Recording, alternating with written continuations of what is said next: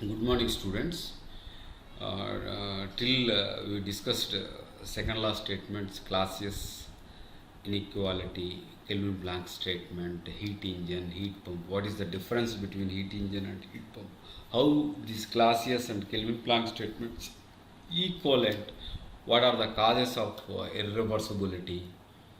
The reversibility, how many types of reversibility is there? Is internal reversible and external reversibility. These are the topics we discussed. Next topic is Carnot cycle and Carnot theorem. Today we will discuss thoroughly about this one. First, Carnot cycle is the first reversible cycle proposed by French engineer Sadi Carnot, 1824. But engineer means not only propose cycle, he proposed engine construction also. So first I will discuss what is the engine construction. He selected one cylinder, insulated cylinder. In the insulated cylinder, piston is moving, but head, whatever the head is there, head is not fixed one. The head is two types of the covers for the head purpose they used. One is adiabatic cover. We know adiabatic process means heat loss is zero. So it is not allowing the heat transfer like insulation. Second one, diathermic cover. Here it will allow the heat. So according to, based on the process, we want to replace the covers, head. And in between head and piston, working medium he selected some fluid.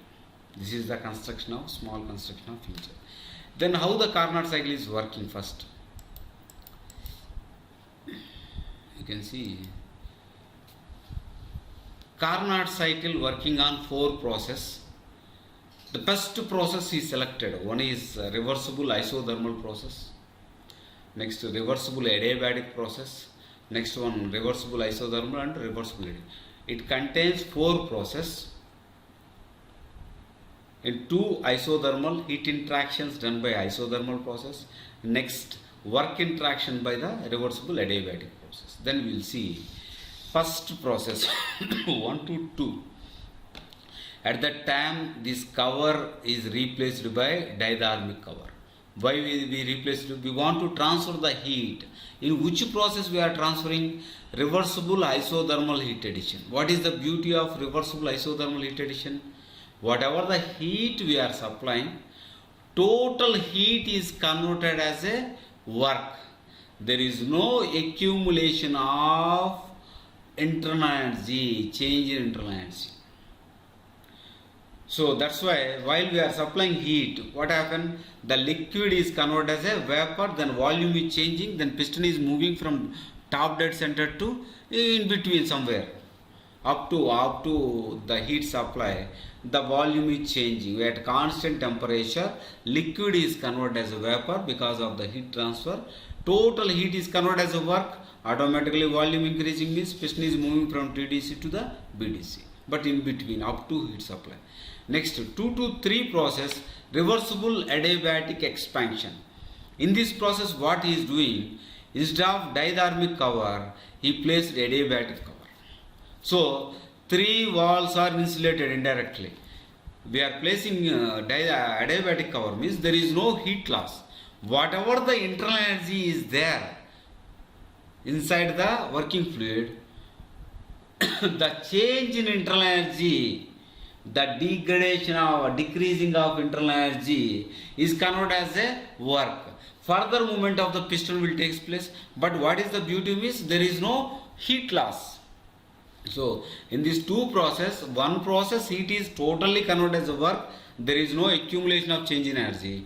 In second adiabatic expansion, whatever the change in internal energy is there, total converted as a work and there is no heat loss. So finally, end of the reversible adiabatic expansion, piston is reaching the bottom dead center. So this is the process. So you see in this process, heat addition also we are producing work only. In adiabatic work expansion also we are producing work only. Totally piston is moving TDC to BDC in 2 steps by the isothermal heat addition and reversible adiabatic expansion. Then after 3 to 4, again heat resection. Again this adiabatic cover is removed and replaced by dithermic cover. Again heat resection will take place to surrounding. This vapor is compressed to liquid. Then further movement of the liquid piston from BDC to TDC will initiate. Thereafter 4 to 1, again adiabatic compression. A dithermic cover is replaced by adiabatic cover, and further compression by the external pump work we are supplying for further compression of the liquid to reach the initial state. Then our cyclic operation will complete. So this is the cycle constituted of 4 processes: reversible isothermal heat addition, reversible adiabatic expansion, reversible isothermal heat rejection, and reversible adiabatic compression. So every process I want to replace the head cover one time, initially by a dithermic cover, next adiabatic cover, next dithermic cover, next adiabatic cover. 4 times I want to replace, then only my cycle will complete. This is the Carnot cycle. Suppose I want to represent Carnot cycle in a different form. You can see in this form I want to represent, because I want to show these 4 processes separately. In IC engine we can't visualize. For that, suppose external source like that. So we are 1 to 2 constant temperature heat addition at T1 temperature, Q1 of heat we are supplying to the heat exchanger. Next 2 to 3 we are producing the work, and 3 to 4 again heat rejection is taking place at constant temperature T2, and 4 to 1 again we are supplying the work. Different representation of Carnot cycle. General representation means this one only, because we are visualizing the entire stroke length.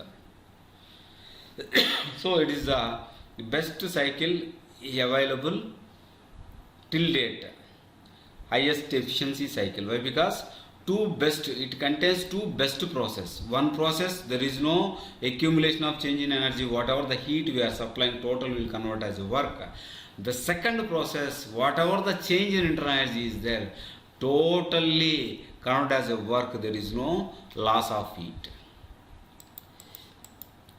This is the process explanation. Then efficiency we know, heat supply minus heat rejection, 1 minus Q2 by Q1, or heat is directly proportional to temperature, then 1 minus T2 by sink reservoir temperature by source reservoir temperature. Efficiency must be less than 100. Already Kelvin Planck statement is there. Heat rejection is required. Once rejection is coming to the picture, automatically it is less than 100. Then what are the findings of the cycle? I already mentioned this is the best cycle, no doubt at all. The first one, you see thermal efficiency. For all reversible engines, what we are assuming, how much part of heat is converted as a work. That is only our thermal efficiency equation. So heat is directly proportional to temperature, then 1 minus T2 by. If you know the source and sink temperature, we can determine the thermal efficiency of any reversible heat engine cycles. Any reversible cycle. So all reversible heat engine cycles efficiency, if they are running between same temperature of source and sink, then the efficiencies are same. You can see it said that all reversible heat engines operating between same constant temperature limits will have the same efficiency, none higher than the other. This is the first one. Next, reversible Carnot cycle engine especially, the efficiency depend upon the source and sink temperature, not on the working fluid. Whatever the working fluid, if you select air or if you select liquid, the efficiency is independent of working fluid, Carnot cycle efficiency. Third one, I already mentioned, it's the best, it consists of best process. So any engine efficiency must be lower than the Carnot engine efficiency, or no engine cannot be more efficient than a reversible Carnot engine while operating between the same numbers. So Carnot engine efficiency only the highest efficiency. Why? Because it has best process in this cycle. So these are the findings of Carnot theorem. Okay, it is very good findings. Carnot cycle is also very good. Why it is not available in a practical manner? Because no one, we are not visualized. Oh, we know only Otto cycle, we know only diesel cycle, we know only Rankine cycle, we know only Joule cycle. These four power generation cycles only we are using. Two cycles for electrical energy generation, two cycles for automobile industry we are using. Only these four we are using. Remaining cycles not, Carnot cycle is not visualized, practically not available. Why? Some of the reasons. First one, the all process in the nature is irreversible, but we are assuming reversible. This is common drawback of any cycle, that is secondary. Second, you see engine speed, suppose 50 Hz frequency current we want to produce any generator, then engine speed is at least required 1500 rpm. Why? Because these engines we are using for generation of electrical energy also, gensets we are calling. So at least 1500 rpm is required. So per minute 1500 cycles we are running. Per cycle again I want to four processes there. Every process I want to replace the cover. So 6000 times per minute I want to replace the cover. Is it practically feasible? Per minute 6000 times I want to replace the cover, then only my engine will run. So that is practically not feasible. Construction of engine, that's the one drawback. And second one, they assumed frictionless engine. Friction loss they are not considered, but without friction, at least line contact is there, piston ring and cylinder. Some frictional losses are coming. That friction loss as a dissipate as a lubricating, oil heating or cooling liquid will absorb that friction loss heat. That is not considered. Next one, isothermal process is very good process, but at a constant temperature I want to change the phase, liquid to vapor, then only volume is increasing, work done is coming to the picture. It is a too slow process. To change the phase is too slow process. It will take n number of steps, n number of time it will take.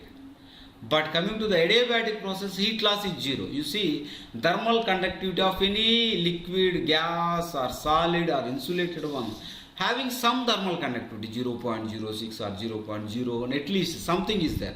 Thermal conductivity is there means some heat loss is coming to the picture. But adiabatic process, what we are assuming, there is no heat loss.